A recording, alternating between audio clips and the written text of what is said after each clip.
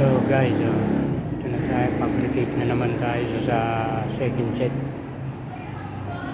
Yan, second set na yan.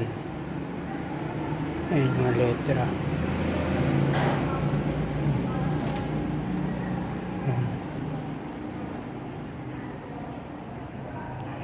Yan, second set. Ito yung mga plastic nya, backing. Dito pala mga guys yung pangalawang set. Ayan na, pinturahan na.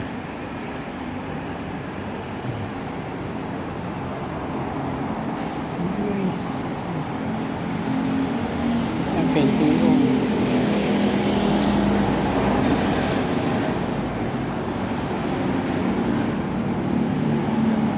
Ito yung natapos na namin, kaya pininturahan na.